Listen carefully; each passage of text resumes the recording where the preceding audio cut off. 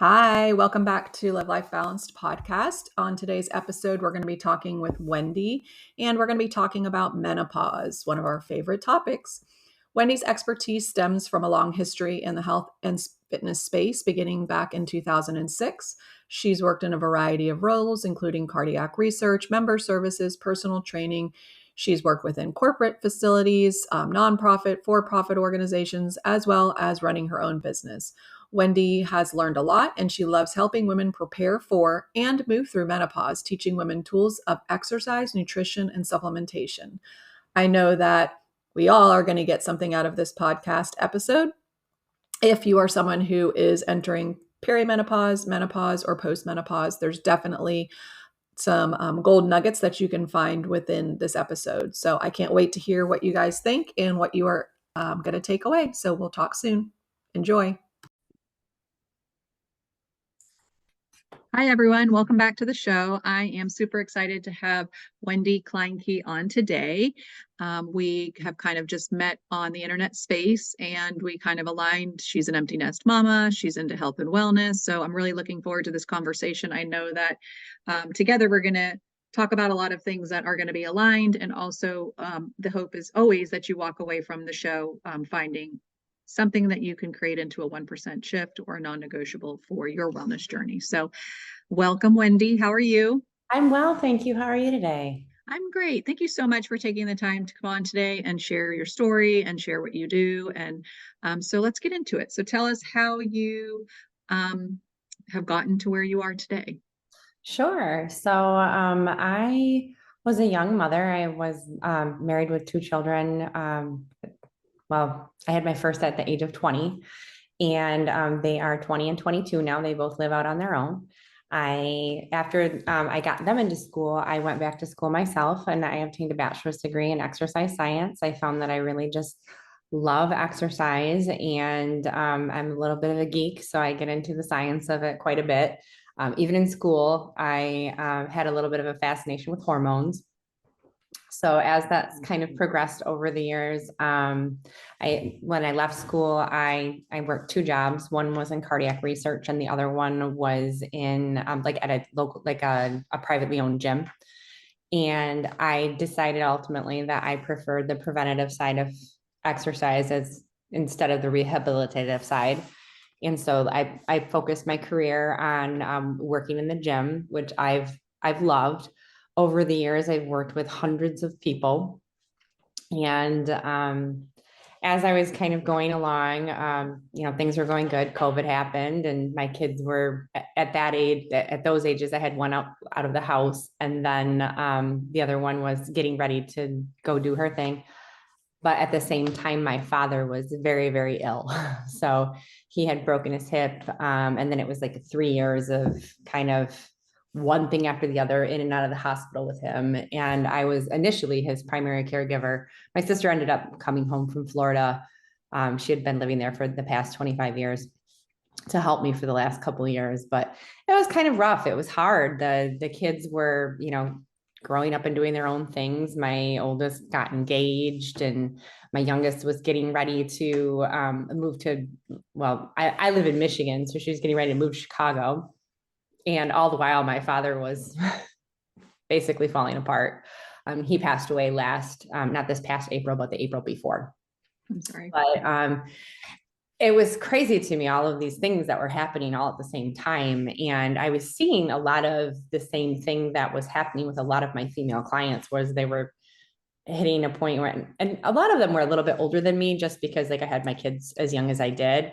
But we were still having a lot of the same kind of struggles of the kids taking off and then having issues with your, aging parents. Some people were going through divorces. I myself went through a divorce when my kids were 14 and 16, or 13 and 15. Anyway, lots of life changes were happening, not just for me, but for a lot of the people around me at that kind of 45-ish age bracket. And yeah, so that's basically kind of where I'm at now. My father's passed away. My kids are both out of the house. And my oldest is now married. So that was another stressor that was kind of happening. all at the same time. We were planning her wedding and my father was passing away. But it's not uncommon that I find. Yeah, I was just gonna say, I mean, I feel like everybody has their story, but I don't know if it's just the age that we're at or the midlife part of life, but you're right. A lot of people have a very similar story, in one way or another. And it's I I feel like a lot of people sit silent. And then after talking to a lot of women myself, that was one thing with the empty nest phase that I just felt like there's not a lot of support around. And we have support kind of all through life, right? You're in college, you have that support, you get married, then you have your married friend support, then you have kids, and then the kids then become your focus, even though you're doing stuff for yourself. Then you have that school age, where they're in sports and they're in things, and you have those families and kind of um, community created for you. And then all of a sudden, it's like your kids leave, and those friendships were really friendships. Some stick, of course, but mainly because you had the thing in common, which was the sport or the event or the schooling or the whatever. And so then it's like, wait, hello, like, what am I doing now? And so I found that to be a commonality amongst most ladies in this age bracket, along with the caregiving for their family members, which, I mean, I, like you, caring for my mom, it's hard. I mean, it's very hard. And empty nesting is hard, like trying to figure out all of that. So it's like the two combined, it's just like you got to learn to breathe. Because, Yeah. and so, I love that you're into movement, and I like that, you use that as a preventative side, because I think it's very overlooked and I think it's so important. And I think in society we've been trained, or not trained, but educated that, movement and wellness and exercise is for like one or two things. It's to look your best, it's to, drop the weight, it's to tone up, it's to defy your age. It's never to like really relieve stress or learn how to breathe or help yourself so that you don't end up unstable in your older age. There's so much that isn't really talked about that makes movement that much more important. So I'm just curious, like when you work with people in the gym, what is that conversation like? Because it seems like since you're on the preventative side, you are going to talk about some of those things. Yeah, so I don't focus on weight loss at all, and I've gotten to a point in my career where I can be a little bit choosy with who I'm working with.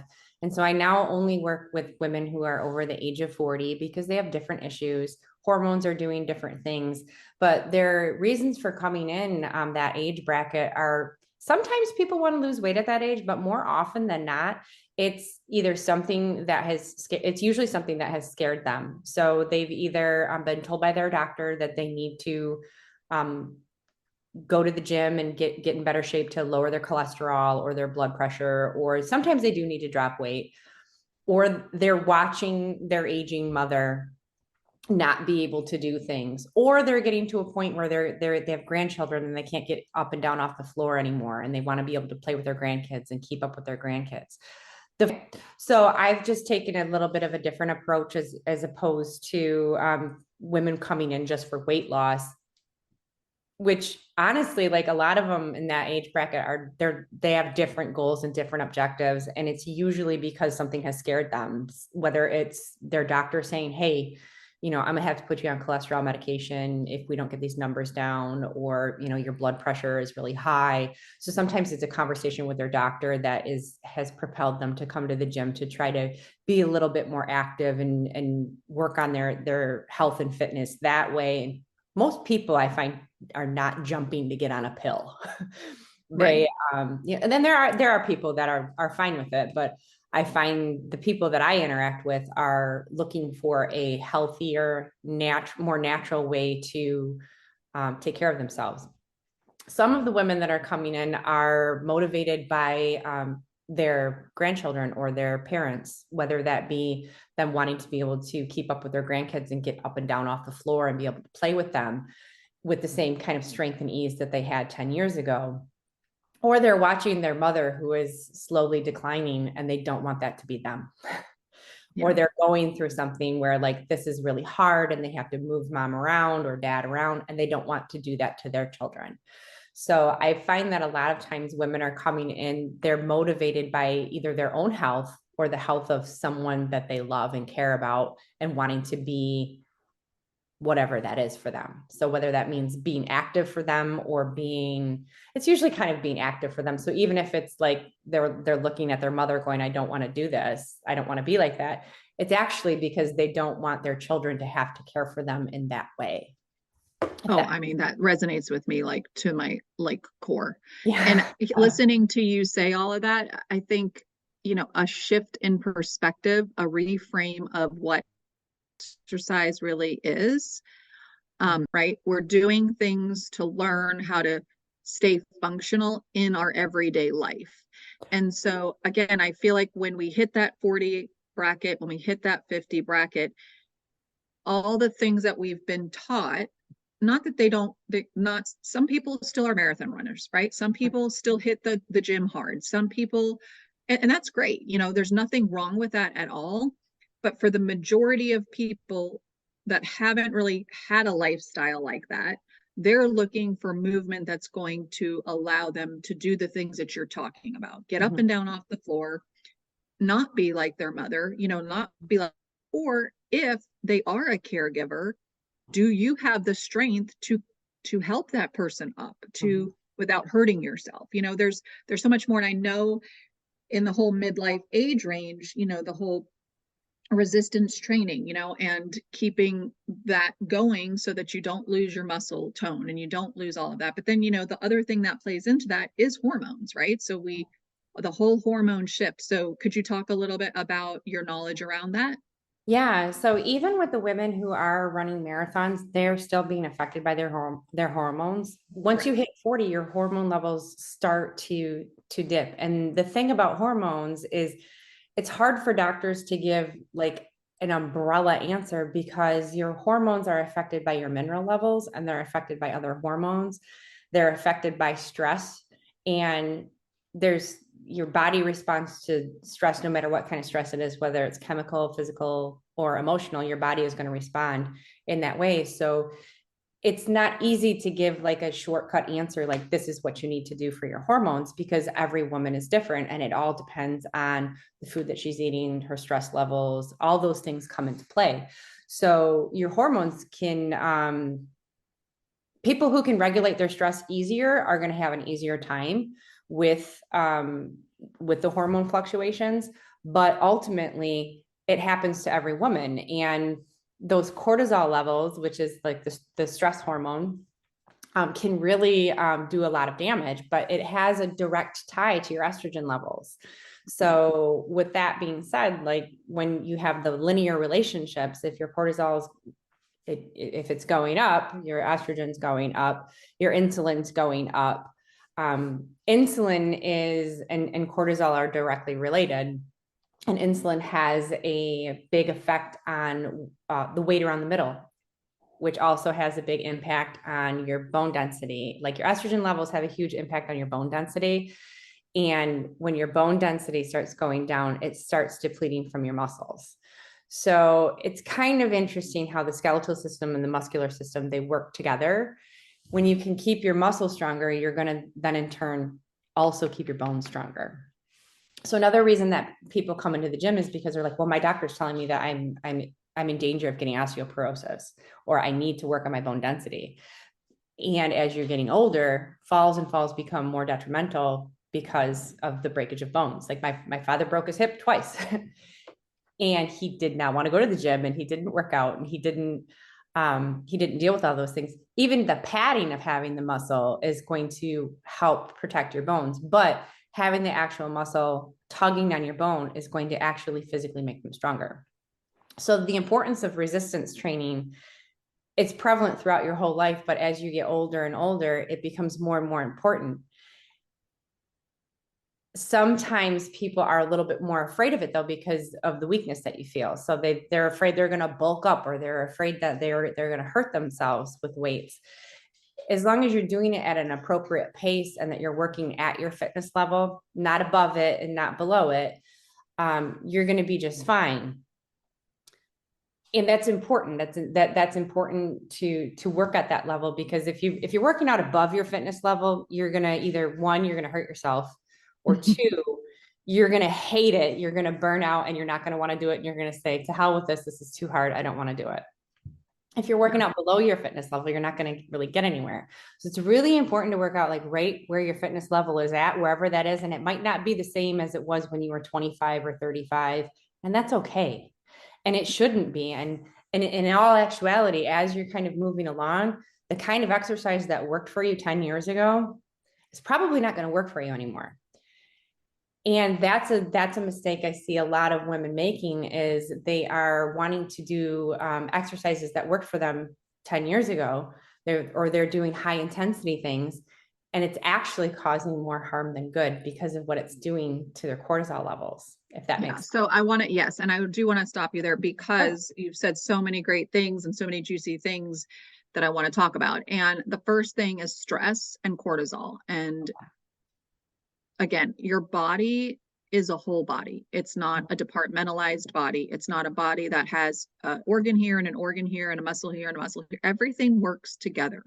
And if that is the only thing people take away from this episode, this is what I want it to be.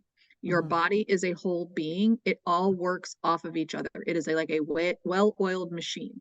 And if you don't take care of all the parts and pieces in a balanced fashion, that's where you start to see breakdown.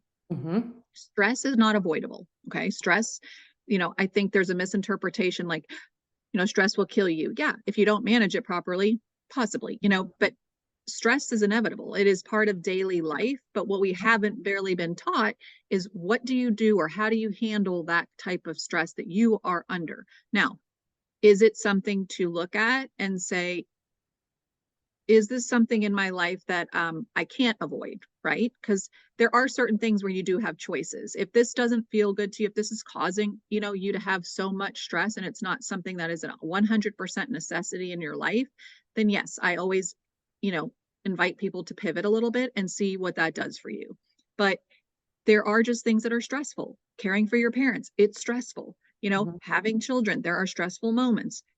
Being in a relationship, stressful moment. There's just some stuff that we can't get away from. And I think the best medicine for that is to learn different techniques that allows you to work through that stress to then keep you being able to keep your cortisol levels down. And, that's the fight or flight. It's the rest and digest. It's all of those things. They all work together. So if somebody comes to you and they're super stressed, what might be two things you could suggest to them?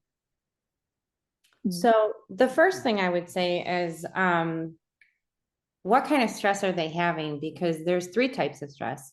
And I've actually run into a lot of women who are highly stressed, and I can tell by looking at them, I can tell by talking to them, just by them telling me what they have going on. And when I talk to them about stress, they say, "Oh, I'm not stressed out."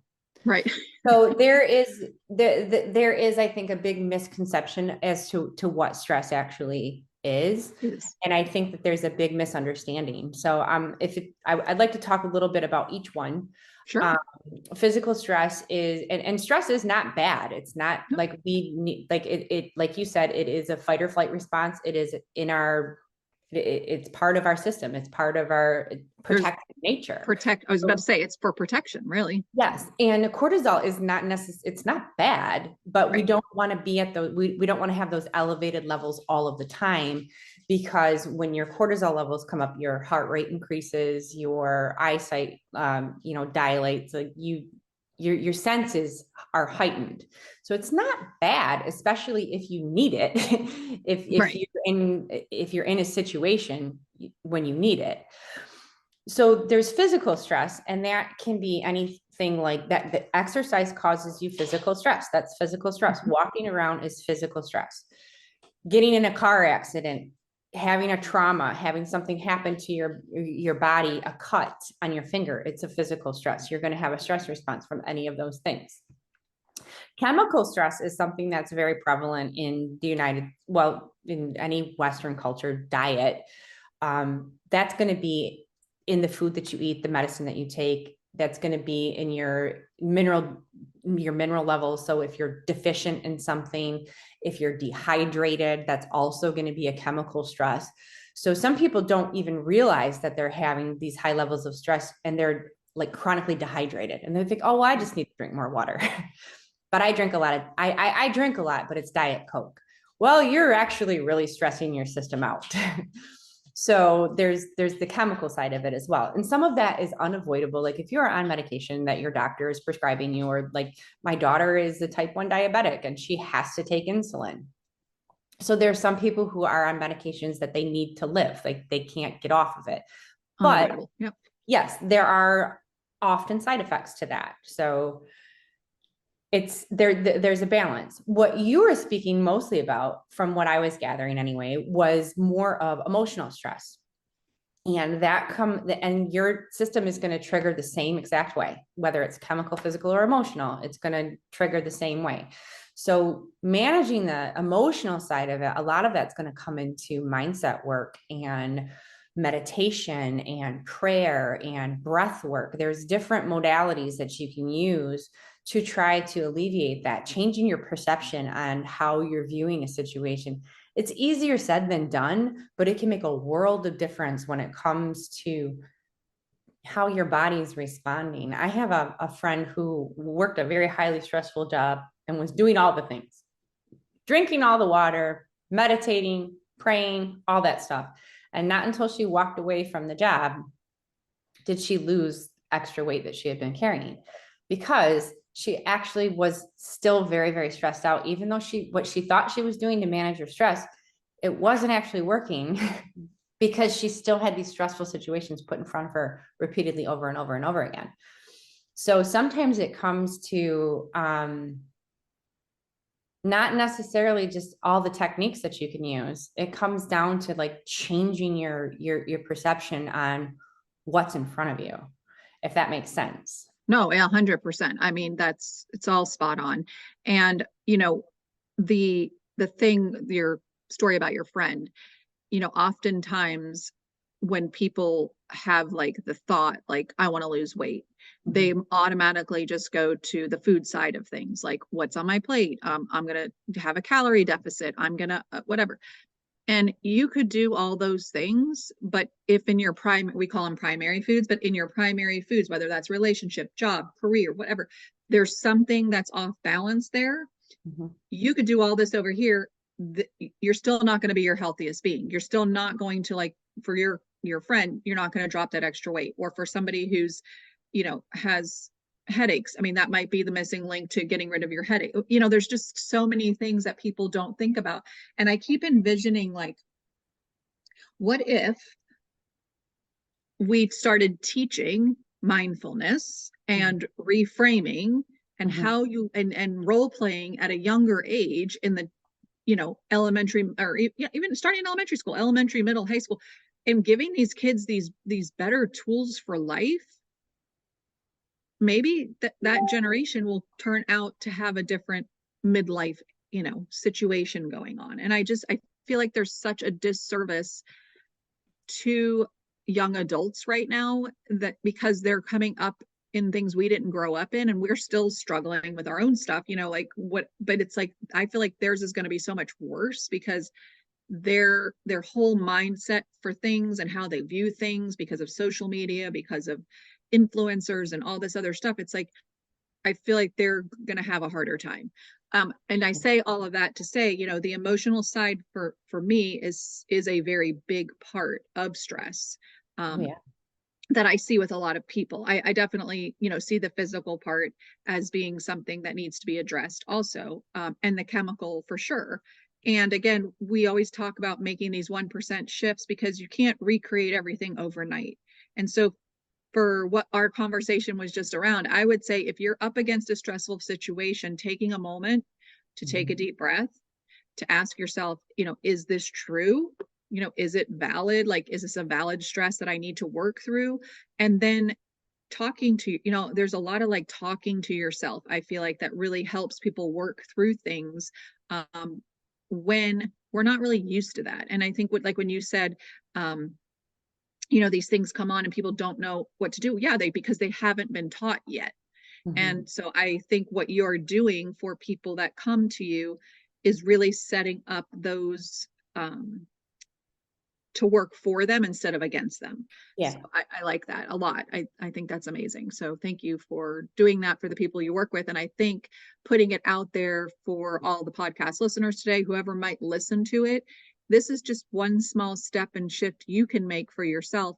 It's really just becoming aware. It's becoming aware of what kind of stress you have and hold, which one of those three, and then what could you do for each of those a little bit differently. And I wanted to talk about the high intensity working out, Sure. because again, when you're in your 20s and your 30s, we've been conditioned that that's what you do. You just go hard, whatever. But there is a definite difference when you are 40 and 50. And for me personally, like, I find so much more release and like stress relief when I'm stretching on my mat, when I'm doing something that's more lower impact, but more brain oriented. It's something that I'm thinking about to loosen up things and to like calm myself. So that's just something I've created myself just from trial and error. But I think, what is your take on like the midlife ages and movement, like calmer movement, I guess? So the high intensity, I'm not like, I am a lover of exercise and exercise is great, but I will also tell you that you need to listen to your body because your body will ultimately tell you True, very what's true. going on. And if your body is telling you that this isn't working, then you need to move in a different direction. If your body is telling you that you don't like this type of exercise, you need to listen. There's so many different types of things that you can do. And if something feels uncomfortable, and I don't mean like uncomfortable, like, it's burning and you're working and you're sweating. I mean, Right. like, if something feels off, something feels wrong, if you feel miserable at the end of your workout, you should not be doing that. And I don't care what you've been doing your whole entire life or what you could do 10 years ago. That doesn't matter. It matters what you can do in that moment. And are you working at a level that is going to make you feel good when you're done? Because exercise should ultimately make you feel good. Sometimes it's not easy going through it. And like, it's kind of sucks when you're doing it. Sure, sure. But at the end of your workout, you should feel good. You shouldn't feel exhausted. You shouldn't feel depleted. You shouldn't feel terrible. You should feel energized. Right. So, what happens when your body starts having different fluctuations and your body starts responding differently? We can't respond to stress the same way that we can't like go back to homeostasis the same way that we could when we were younger. It's just our levels are not there anymore because everything's starting to deplete. Estrogen has a huge role in balancing us out. And as those levels are starting to deplete, it's harder for us to do that. We have more toxins in our system than we did when we were 20. Okay. So, True. there's a lot of hormone disruptors that we have ingested through food and free radicals that are now in our system. And our body doesn't work the same way that it did when we were 20, just because of life experience. Right. So coming back out of those high intensity levels, it doesn't feel the same. And then you're stimulating another stress response on top of all the other stresses that you're dealing with. You now have that you're stimulating a physical stress. So when you're talking about stretching, like stretching is going to impact your flexibility. So I'm going to go a little off topic here for a second, but when it comes to fitness, there's 5 components of fitness. There's cardiovascular health, so that's going to be your heart health, how well your heart's pumping, and the cleanliness of your arteries. Cholesterol comes into play with cardiovascular health. Then there is balance and flexibility. Those two often get ignored until people are a little bit later in life and falls become more detrimental and that starts to scare them a little bit more. But balance and flexibility is prevalent at any age. You can be tight or out of balance. Like babies are out of balance. They fall over all the time. So those are things that you can and should be working on in the gym. And then there's muscular strength and muscular endurance. And muscular strength and muscular endurance are often trained at the same time.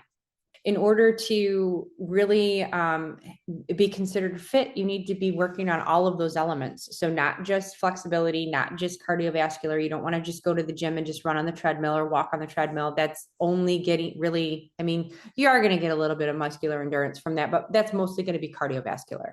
You don't want to just go to like a Zumba class. You're not going to get enough out of that. You need to be also working on your muscular strength, your muscular endurance. Sometimes you can get a lot out of those types of workouts because you can incorporate balance into a strength workout. You can incorporate cardiovascular into a strength workout. So but flexibility, that all is going to be more towards like stretching and holding, like even yoga is very helpful with flexibility. But like yoga is great because you can hit cardiovascular. If you're working really hard, you can hit cardiovascular, and you can get strength through holding the poses, balance, and flexibility. You can get a lot of stuff out of yoga. That's why I think a lot of older people really like it, is because you can hit so many of those components at once.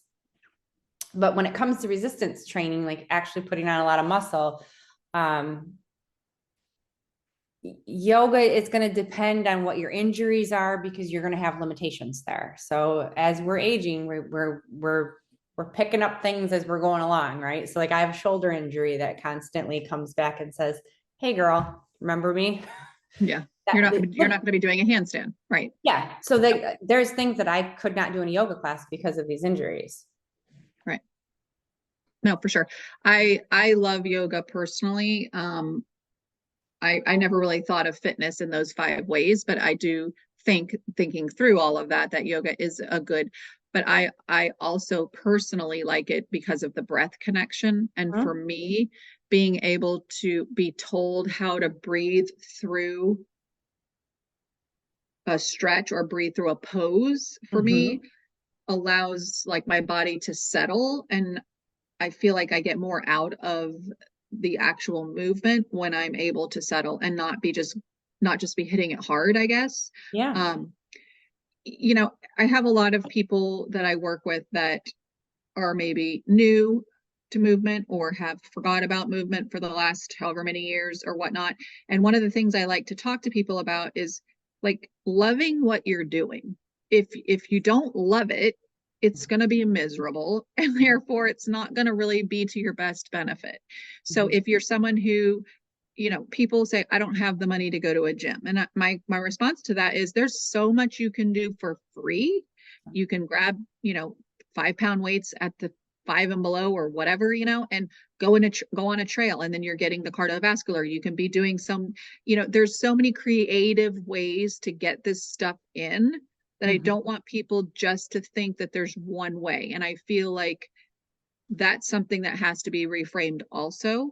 Yeah. And as you start to love it again, or maybe you never loved it because you never had these experiences, then you'll want to try other things, and you will want to progress and, challenge yourself a little bit. And I just think people think if they don't go all the way, then why do it at all? And so I try to like rid that all or nothing mentality. A little is better than none. Yeah. And then as you keep going, especially with these 5 different areas that you've talked about, as long as we have an understanding of those as we're doing stuff, we can be thinking and again, be aware of what we are or are not doing. And then how do we incorporate a little bit more in to create the better wellness for ourselves? So I do appreciate you explaining all of that, because I think, that's not my wheelhouse of stuff, but I think it's so important to speak to people like you to get that education out. And I really just feel so passionate about backing it up to a younger age and giving younger adults these tools so they can come up into older adulthood differently than we did. And I don't know why our education system can't get that, but that's a big feat, but I'm going to keep saying it and hopefully it will start to happen. Yeah, yeah. And I like your approach of like the 1% change, because when I bring my clients in, I will often talk to them about like what they like, what they dislike, what's easy for them, because oftentimes they have to make a lot of changes. And if you look at all of them at once, it will get too overwhelming and you won't do it. Yeah, So no, 100%. Yep. Yep. So if I've got somebody sitting in front of me and they need to change their diet and they need to start fasting and they need to start drinking water and they need to, they need to walk and they need to lift weights and they need to stretch and they need to do all of the things. If I give them all that stuff all at once, they're not going to do it. They're going to hate it and they're going to hate me and they're not going to come back.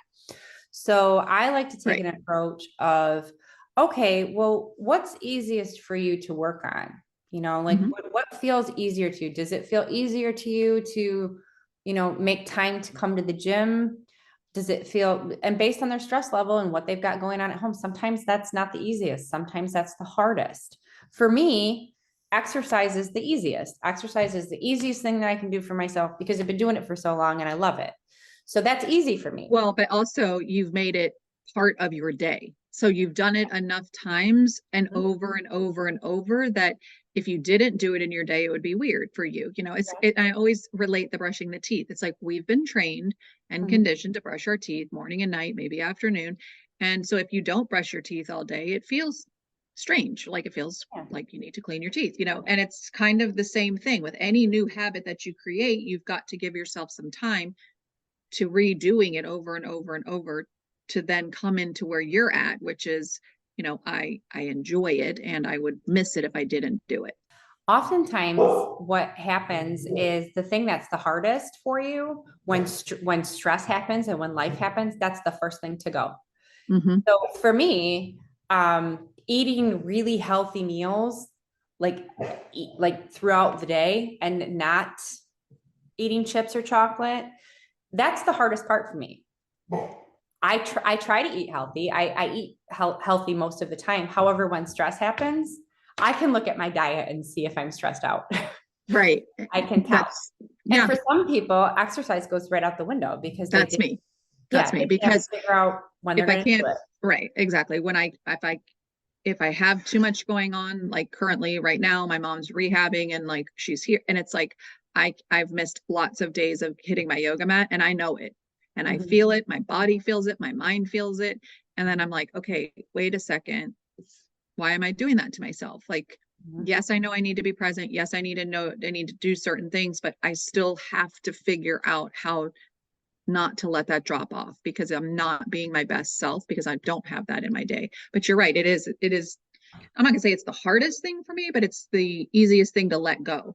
For me, Mhm. eating is super easy because I've done it for so long and also I'm not like a restrictive person. So if I feel like having a piece of chocolate, I'm just gonna have it. I'm gonna move on and that'll be the end of it. Yeah. But I see what you're saying, and I think that's an interesting philosophy, and I'm sure that is that way for a lot of people.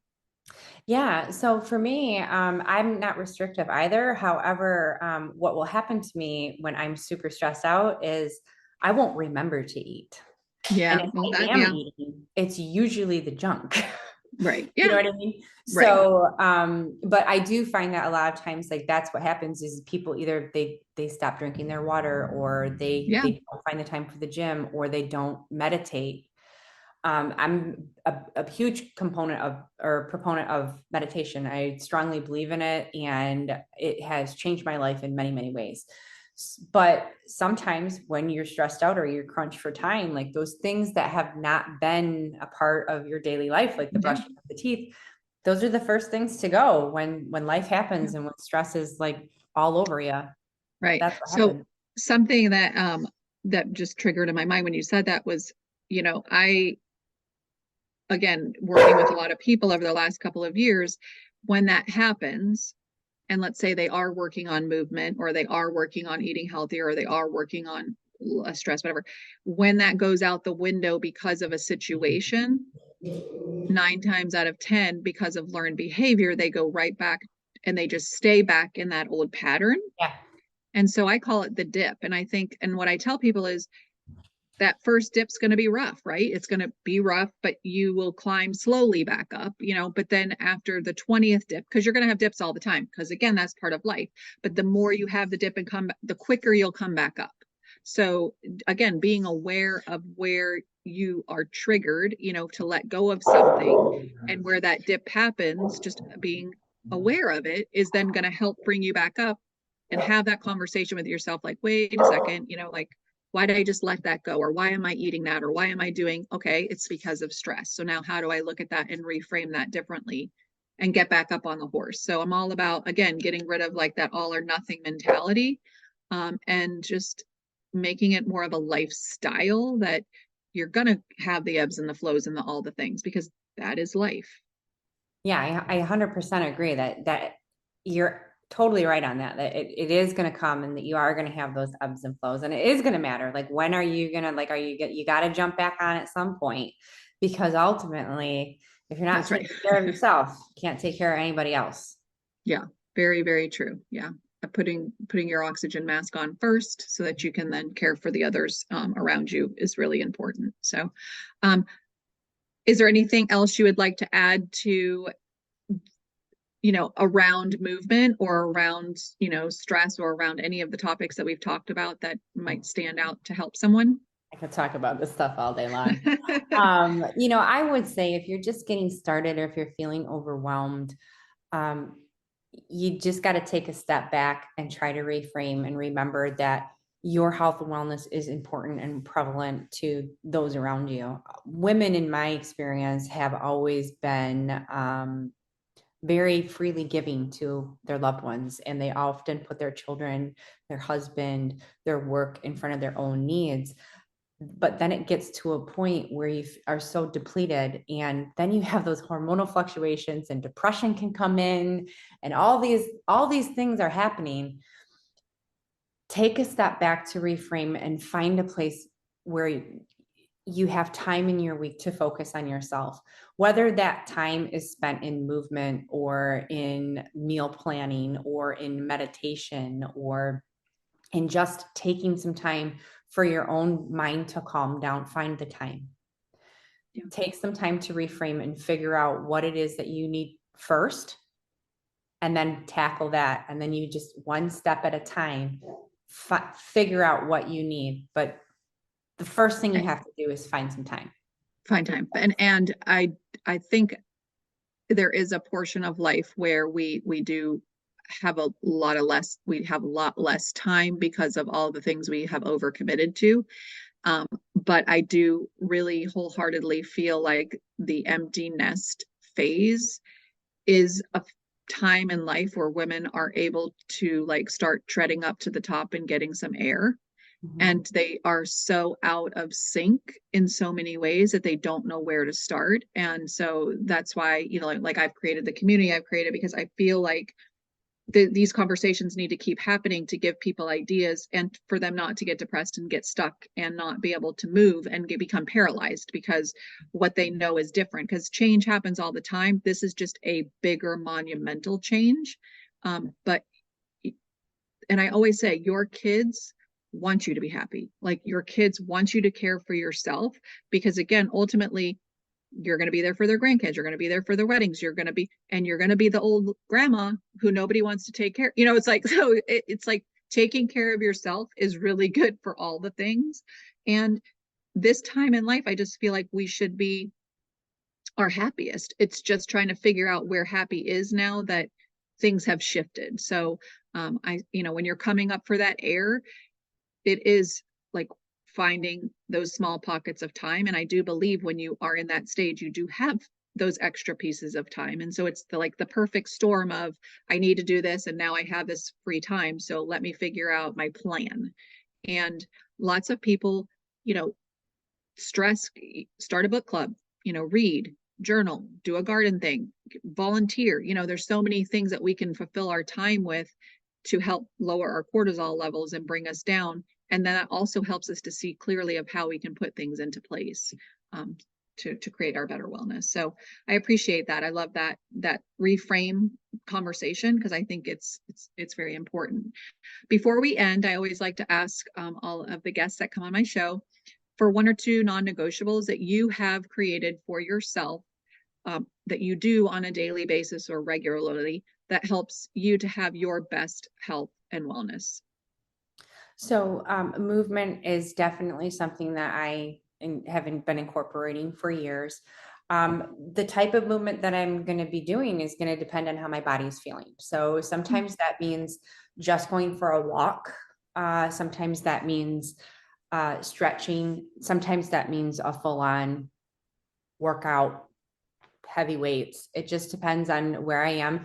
And that also kind of aligns with my cycle. So I am at a stage in my life where I'm still cycling, and that has an impact on how your body is going to be feeling and how it's going to respond to exercise. So not all exercise is good at all times during the month.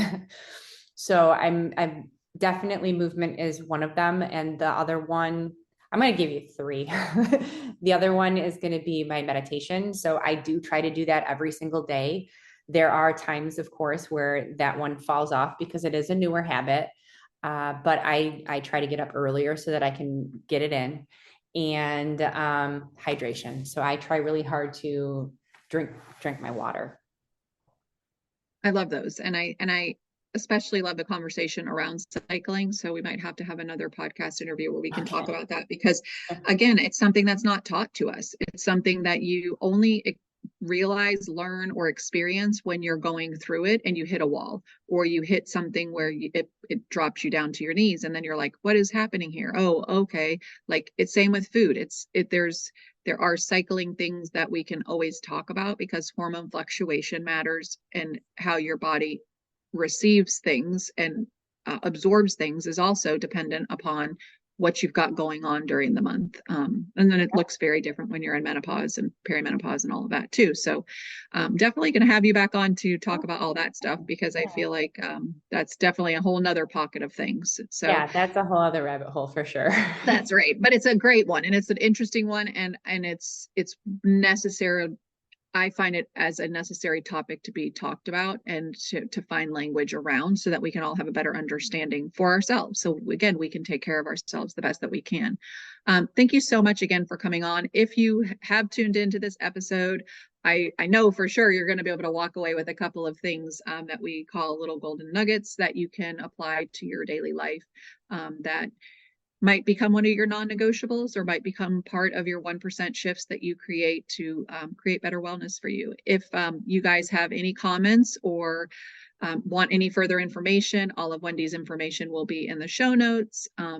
We'll also do some takeaways. So you guys will definitely have a plethora of ways of finding Wendy and figuring out what you need to know from this episode to make it stick. So until next time, I hope you all have a great day.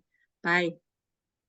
Thank you guys so much for tuning in today. What a great episode. I just wanted to talk about a couple of the key takeaways. Number one, holistic stress management. We talked about 3 types of stress: physical, chemical, and emotional.